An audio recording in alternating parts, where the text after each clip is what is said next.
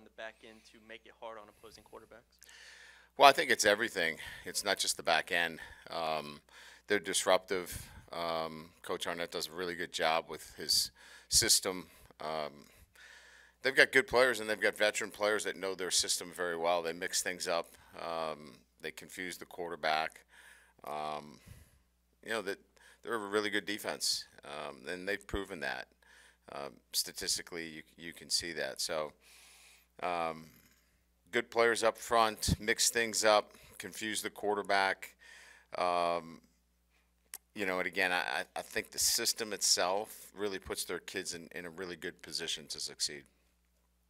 Hey, Coach, another cornerback question here for you. Yeah.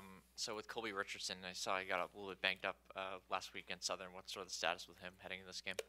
Yeah, he had a mild thigh contusion, but he practiced all week, so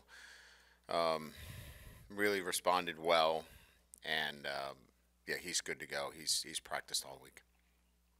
Just with Micah's performance last week, how much of an expanded role do you guys think he could play in this game? He'll play quite a bit. This is a kind of tailor-made for his skill set. I think played well against Mississippi State last year, and he's got a really good sense of what we want to do in terms of coverage. But I think the other thing is you got to tackle really well, and you got to get guys down in space, and you're fighting for every blade of grass, right? You got to get them down because they're a team that certainly puts themselves in really good third down situations as well. Yeah, Brian, right here. Do you feel like each week you're finding out a little more about the identity of your team, or trying to figure out, a little bit of progress every week, figuring out who they are and what they're doing?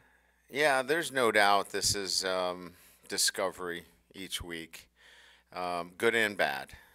And it's not just necessarily, tactical and technical. This is still about good habits, bad habits, how to practice. And in some instances, when you're not 100%, can you give me, if you're 80, can you give me 100% of 80? So all those things, we're kind of going through that process right now, and I think it's going to be something that continues to evolve. We're still building trust that they need to trust us, and we need to trust them when they tell us something as well. So long answer to the question is we're still in a process right now. Hey, Coach, here in the middle, what kind of week has John Emery had? And is it each player is different, but do you learn something from Kayshawn in terms of rust and, getting a guy out there too quick? Well, with Kayshawn, he was playing whether he had rust on him or not. Yeah, John certainly, we want to get him in the action, but we feel like with the other backs, they deserve playing time as well. So John's not going to be featured kind of like Kayshawn was featured. So we're excited to get him back. He obviously brings a skill set that we're impressed with, but we can't put too much on him. He's big. He's physical. He's going to help us in pass protection. He catches the ball well out of the backfield, but we have to be realistic with our expectations in game one, him coming out of the gates, no doubt. Hey, Coach, right here. What progressions have you seen the offensive line make so far this season, and how do you see them developing the rest of the year? Yeah, I think there's been better communication up front. When we had a very inexperienced center that we were trying to really force in a very short window into that position with Garrett, and he gave us everything he could, but we needed to make a change there to gain a little bit more experience, and Turner's done a really nice job there. So we've gained a lot of what we would consider real good communication, along the front five there. But again, I think they just need time together. You still have a group of guys where we're gonna have new guys playing each and every week, and they're rotating in. So it's just it's a process right now that they're just going to need to spend more time together. Coach here on the right, what's kind of the expectations over the coming weeks and months for a guy like Sage Ryan, who's starting to play a lot more football as a sophomore, and where's Quincy Wiggins at? He's kind of seems to be moving further along with his rehab.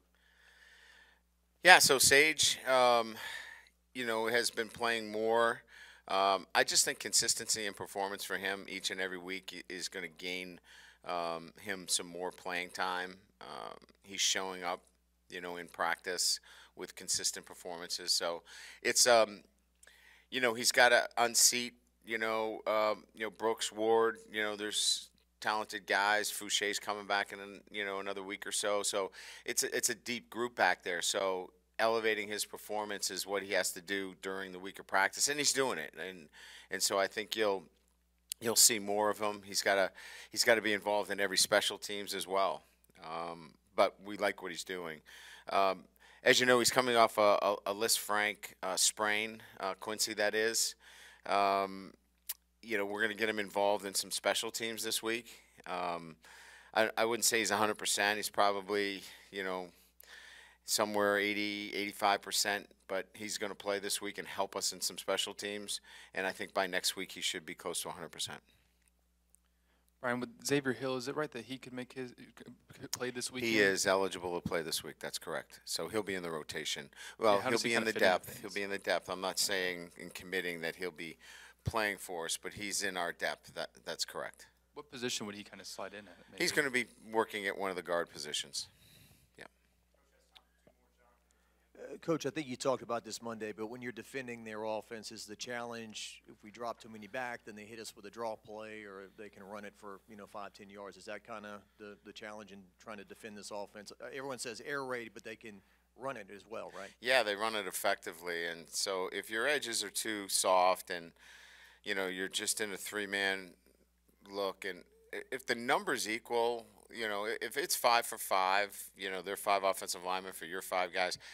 They're going to do really well running the football. So you've got to mix it up. You've got to be able to go 6 for 5 at times, and that's going to give them an opportunity to throw the football. So, look, it's a numbers game, and you can't just sit in one look. If you do, you're going to get gouged. Hey, Coach. What's difficult about running against this defense? I know they have a couple of key guys who are big playmakers in that situation. Yeah, it's a moving defense. It's not static. They're always moving. There's different looks. So with all that movement, we're big up front. We've got to do a great job of matching that movement. And with multiple looks, guys that can play standing up or putting their hand on the ground, you're going to get different defensive structures. And I think that's in itself the nature of this defense that makes it difficult. Good. Thank you.